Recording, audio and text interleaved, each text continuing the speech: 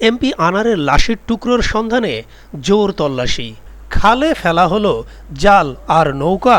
প্রিয় দর্শক, ভিডিওটিতে একটি লাইক দিয়ে আমাদের ইউটিউব চ্যানেলটি সাবস্ক্রাইব করার অনুরোধ রইল। আপনি যদি ভিডিওটি ফেসবুকে দেখে থাকেন তাহলে আমাদের ফেসবুক পেজটি ফলো করবেন।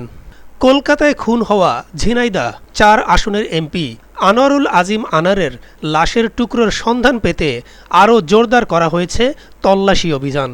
আনার হত্যা মামলায় গ্রেফতারকৃত সন্দেহভাজন ব্যক্তি কসাই জিহাদ হাওলাদারকে জিজ্ঞাসাবাদ করেই জানা যায় ভাঙ্গড়ের কৃষ্ণমাটি এলাকায় সেই লাশের টুকরো ফেলে দেয়া হয়েছিল। আর তারপর থেকেই বৃহস্পতিবার রাত থেকে গত ২ দিন ধরে দফায় দফায় চলছে তল্লাশি অভিযান। এরই মধ্যে শুক্রবার বিকেলে জিহাদকে সাথে নিয়ে বিভিন্ন জায়গায় তল্লাশি অভিযান চালানো হয়। কৃষ্ণমাটি এলাকার জিরানগাছা বাগজোলা খালের পানিতে নামানো হয় কলকাতা পুলিশের দুর্যোগ মোকাবিলা বাহিনীর সদস্যদের, কিন্তু তারপরেও খুঁজে পাওয়া যায়নি সেই লাশের টুকরো। আর এবার সেই লাশের সন্ধান পেতে ওই খালে জাল ফেলা হয়, সাথে নামানো হয় নৌকাও। এদিন স্থানীয় সময় বেলা 12:30 থেকে শুরু হয় তল্লাশি অভিযান, কিন্তু এখন পর্যন্ত সফলতা পায়নি তদন্তকারী কর্মকর্তারা।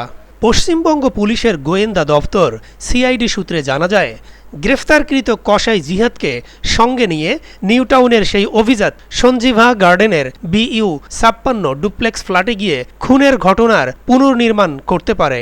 শুক্রবার কসাই জিহাদ হাওলাদারকে উত্তর 24 পরগনা জেলার বারাসত জেলা ও দায়রা আদালতে তোলা হলে 12 দিনের সিআইডি হেফাজতের নির্দেশ দেয়া হয়। এর আগে বৃহস্পতিবারই বাংলাদেশ সীমান্তবর্তী পশ্চিমবঙ্গের বনগাঁর গোপালনগর এলাকা থেকে জিহাদকে গ্রেফতার করে সিআইডি।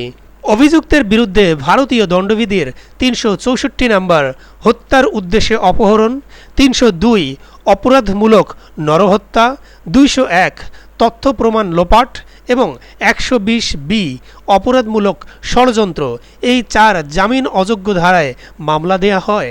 প্রিয় দর্শক, দেশ বিদেশের গুরুত্বপূর্ণ সকল সংবাদ নিয়মিত পাওয়ার জন্য আমাদের ইউটিউব চ্যানেলটি এখনই সাবস্ক্রাইব করে রাখুন। আপনি যদি ভিডিওটি ফেসবুকে দেখে থাকেন তাহলে ফেসবুক পেজটি ফলো করে রাখুন। দেখা হবে পরবর্তী ভিডিওতে। ভালো থাকবেন। আসসালামু আলাইকুম।